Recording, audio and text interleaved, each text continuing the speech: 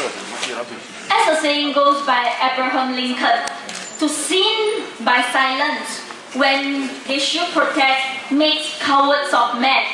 那么今天在你必须站起来，在你必须不应该保持沉默的时候，你却保持沉默，你呢就是一个懦夫。那么今天我们的所有被提名的这个公民社会奖的团体或者个人呢，他们都是我们的这个公民社会的斗士。再一次让我们给他们一个热烈的掌声。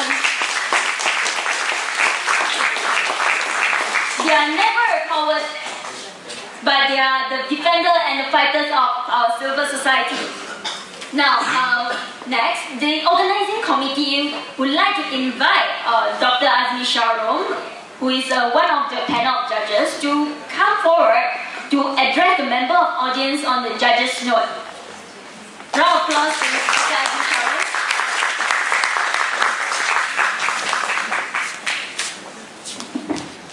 Terima kasih, thank you. Tak ada gambar cantik lagi ke? Garang betul. Takut aku tengok. The selection committee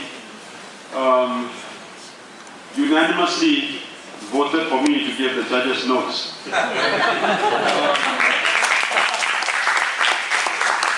Against all my wishes. And I think one of the reasons why I am here is, of course, to give you an idea of just how difficult it was for us to make the choice. It was a very difficult task because everyone, every individual, every group are so worthy.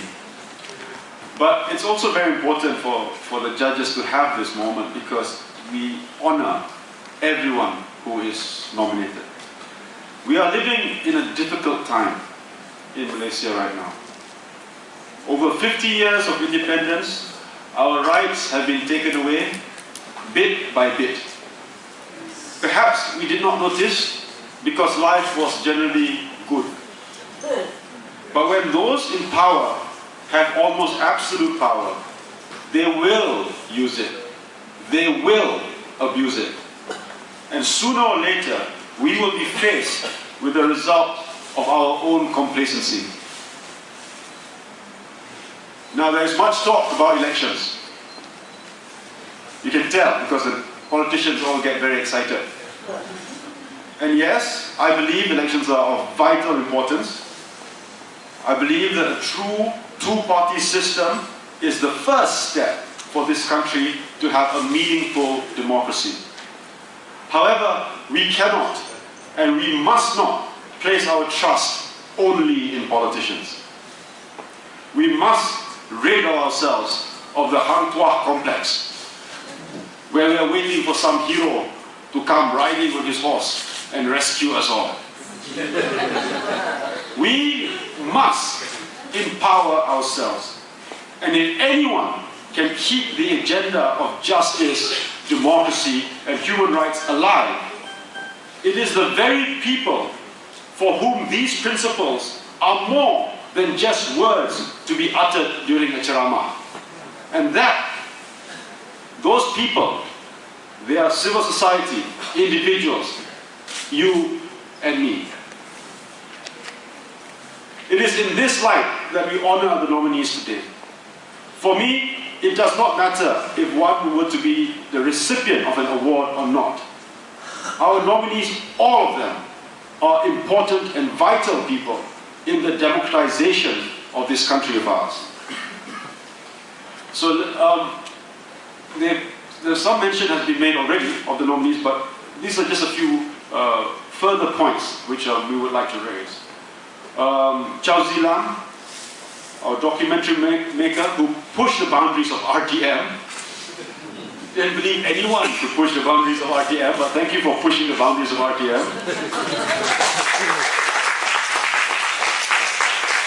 By making a critical and powerful film on the situation of the indigenous communities in Sarawak affected by the Bakun Dam. But thank you for showing us the power of the media and how the powerful fear the media, a free media, which serves to illustrate how important the free press is in the fight against corruption and oppression. Empower, a group whose name speaks volumes, as their purpose is to empower citizens.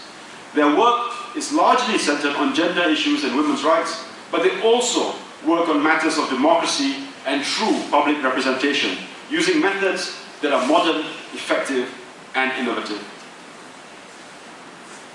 COMAS is a youth-oriented consciousness-raising NGO. They have very cleverly mixed the arts and activism. Their traveling Freedom Film Fest has become an important point in the calendar, drawing and exciting and raising the awareness of thousands of people. Considering how our young people are patronized and feared to the point that specific laws are made just for them, COMAS works to rectify this stunting of our very hopes for the future. NIAT was inspired as a reaction to the book Interlock. This is true. However, it would be doing them a disservice if we did not acknowledge that their work has deep implications, for they are ultimately tirelessly working on the issue of education. Our children deserve an education that is not politicized to serve the desires of a single group. They deserve better than that, and ultimately, NIAT understands this, and that is what NIAT is about. BERSE, undeniably a high-impact group. You would have to be living either on Mars or perhaps Putrajaya to not know what BERSE is about. Their demands are important, that is true.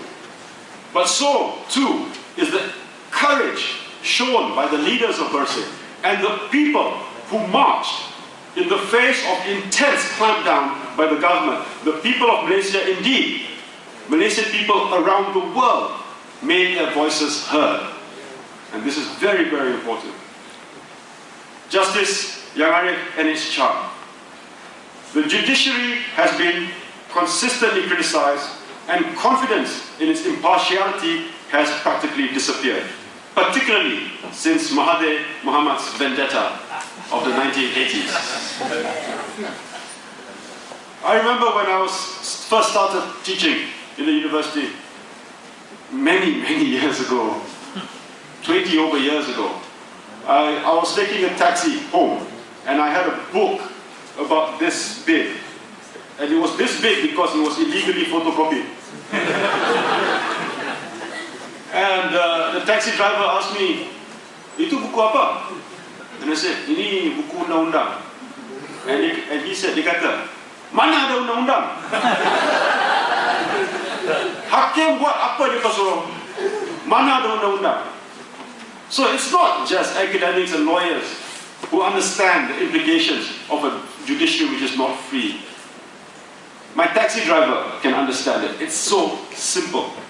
But it's rare to have a judge so publicly and cleverly and clearly criticizing the state of arguably the most important branch of government.